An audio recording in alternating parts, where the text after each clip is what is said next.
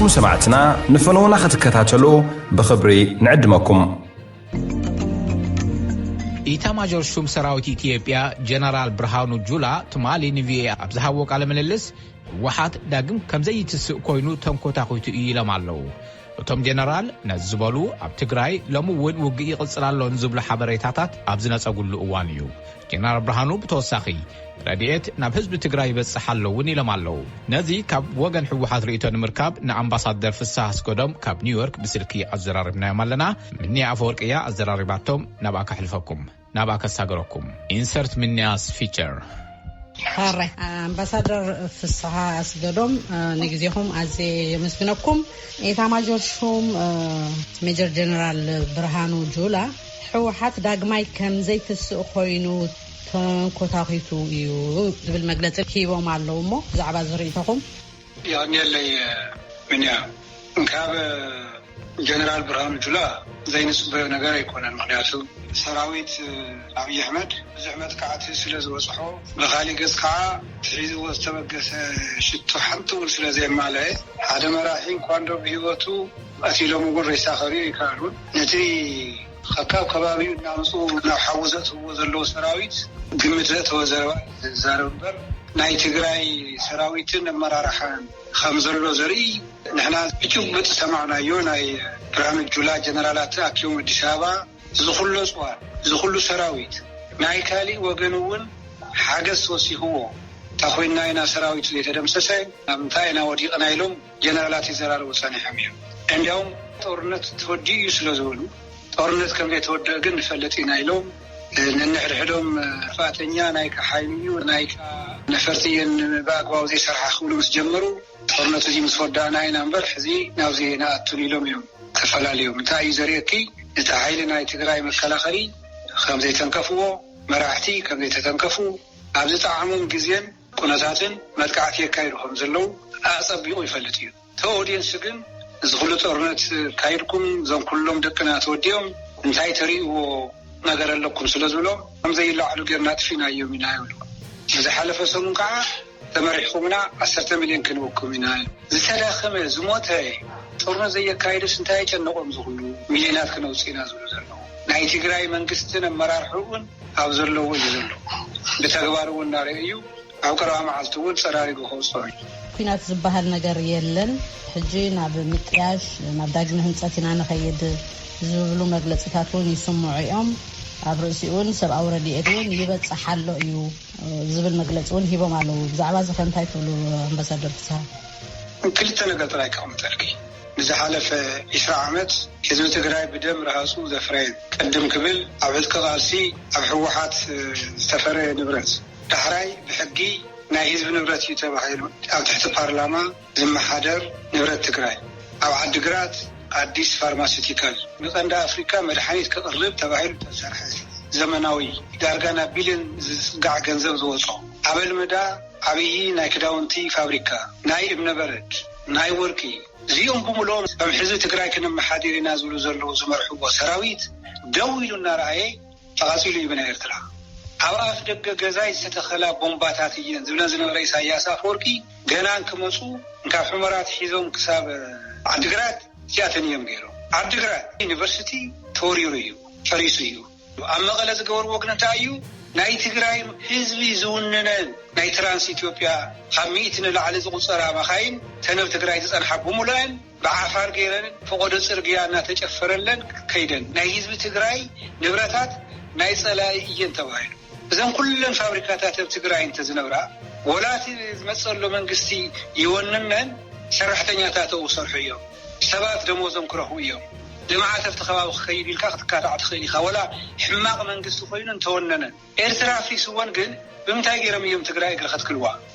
تناسي 10 عمت كوين دحيت مجلس واي سايس كل الفابريكاتات تفيوني كلن مع عصوتات تيكريهم سعينهم كيدوم أرماريتات كوينا إرترا تانكتات سعينن كيدن بمنتاي تأمريهم نتقراي كنا المعينة زلزلون أما غلن عد قرات الهزباء كيبهم تصنح منقستي وياني حماق سرعة يونيرو خلال معقبين هايلهم أما غلن عد قراتنا وكتما زلو عبيتي بوتادر تخيبو ما بزقبو وميجيت مزولوهم تايو نيونيهم وياني ما في سمة لنا زلهم وكان معين الناس كذا تقرأي نزيل يسكونن ኣምባሳደር ሰብኣዊ ረድኤት ይዕደል ኣሎ እዩ ዝኸልከለ ኣካል የለን ዝብል መግለፂ እውን ሂቦም ኣለዉ ኣብዚ ከትብልዎ ነገር ኣለኩም ዶ ሰብኣዊ ሓገዝ ከፊሉ እዩ ኣነ ኮንኩን ምስክር ሕብራት መንግስታት 4 ዙር ድርድር ካይዶም እዮም ምስ ኣብይ ኣሕመድ ኣብቲ መበል ሳልሳይ እንዲያውም ንቀደም ዘጽንዑ 3 ቲም ተሰማሚዑ ሓደ ብወሎ ገይሩ ክሳዕ መኾኒ ካልኣይ ካብ ባህር ዳር ንሽረ ገይሩ ንመቐለ ሳልሳይ ካብ ሱዳን ንሑመራ ንመቐለ ከኣቱ ተሰማሚዑም ሰባት ተመዲቦም ምስከዱ ኩሎም ካብ መንገዲ መሊሶም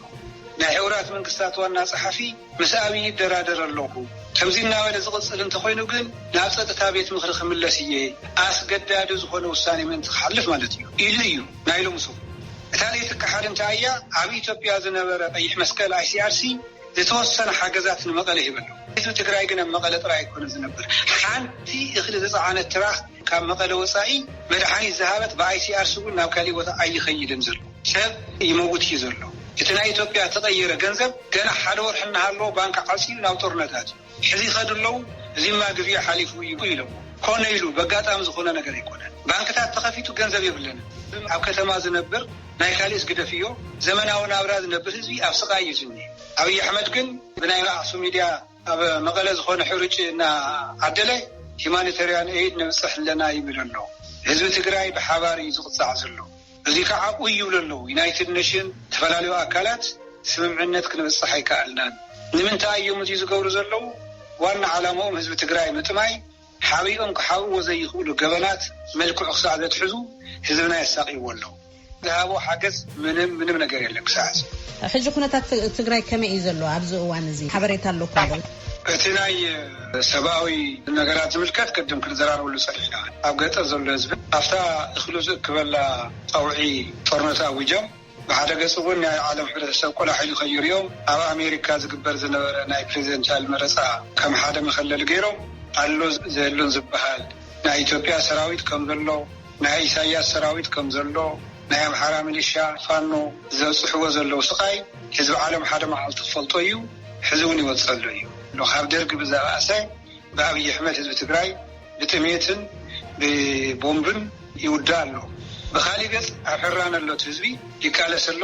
ንዓርሱ ይከላኸል ኣሎ መንእሰይ ይገፍዎ ኣለዉ ናብ ወታደረት እዮም ምስንብሳቱ ክባስዎ እዚ ሰምዖ መንእሰይ ወላ ዋጋ ድሌት ዘይነበሮ እውን ክንጋደል ኢና ክናይሉ በረኻያትሎ ህዝቢ ትግራይ ተላዒሉሎ ዕጥቂ ኣለዎ ታሪክ ኣለዎ ፀላት ብምልኦም ክድምስሶም ምዃኑ እየጠራጥርን እንታይ እዩ እቲ ዘዘራርብ ዘሎ ትግራይ ተለኩታ እያ እኒሃ ሚድያ ኸያቱ ቴሌቪዥን ጣብያታት ከይኽፈታ ከልኪሉ ብኻሊእ ገጽ ከዓ ድምፆም ዘይስማዕ ዘሎስ ስለ ዝተወዱ እዮም ዝብል እዩ ንሕና ርክብኒ ይህና ምስ መሪሕነት ትግራይ ምስ መንግስቲ ትግራይ ምስ ኩሎም መራሕትና ንራኸብ ኢና ካሊእ ተሪፉስ ድምፂ ወያነ ጀሚሩ ኣሎ እትማል እንተይቀረ ናይ መንግስቲ ትግራይ መግለፂ የውፅእ ነይሩ እዚ ክሰምዕዎ ትኽእሉ ኢኹም ቀሪቦም መራሕቲ ዘይዛረብሉ ምክንያት ከዓ መንግስቲ ኣዲስ ኣበባ ኣሎም ዝበሃሉ ሓያላት ዓድታት ኮይኑ ቴክኖሎጂ እናተጠቐመ ብዝድወል ስልክን ዝርከብ ሳተላይትን ብድሮን ከጥቆሚ ስለ ዘሎ ኣየድልን ኢልና ገዲፍናዮ ኢና ንሕና ግን ኣብ ዝደለዩ ሰዓት ይረኹና ኣብ ትግራይ ዘሎ ኩነታት ብትኽክል ኢና ንፈልጦ ክሕተት ዘለዎ ግን ኣብይ ኣሕመድ ጦርነት እንተወዲዩ መንግስቲ ትግራይን መከላኸሊኡን ትርጉም ኣብ ዘይብሉ ደረጃ እንተበፅሑ እንታይ ኮይኑ እዩ ናይ ዓለም ሚድያ ዘየእቱ ኣብይ ኣሕመድ እንታይ ይፈርዩ ክጥየቕ ዝግብኦ ንሱ እዩ እንታይ ዳ እዮም ኮይኖም ኢንተርናሽናል ኦርጋናይዜሽንስ ከኣትው ዘይፈቕዱ ዓበይቲ ሚድያታት ዘይኣትዋ ጦርነት ይቕፅል ስለ ዘሎ ተመራርሓ ከም ዘሎ ስለ ዘሎ ናይ ኢትዮጵያ መራሕቲ እውን እዚ ስለ ዝፈልጡ እዮም ኣምባሳደር ፍስሓ ኣስገዶም ንግዜኹም ኣዝየ ደመስግነኩም ይቐኒየለይ ኣብ ዘረባና ክቡራት ሰማዕትና ነዚ ኣብ ልዕሊ መንግስቲ ኤርትራ ዝቐርብ ክስታት ብዝምልከት ዛጊድ ካብ መንግስቲ ኤርትራ ዝረኸብናዮ ምላሽ የለን ግን መንግስቲ ኤርትራ ኾነ መንግስቲ ኢትዮጵያ ኢድ ኤርትራ ኣብቲ ኩናት የለን ክብሉ ክገልጹ ፀኒሖም እዮም እንተኾነ ቤት ዕዮ ጉዳያት ወፃኢ ዩናይትድ ስቴትስ ኣብ ቀረባ ዘውፅኡ ሓደ መግለፂ ኤርትራ ኣብቲ ኩናት ኢዳ ከም ዘእተወት እሙናት ፀብፃባት ኣለውና ኤርትራ ሰራዊታ ብህፁፅ ተውፅእ ክብል መግለፂ ኣውፅኡ ከም ዝነበረ ዝዝከር እዩ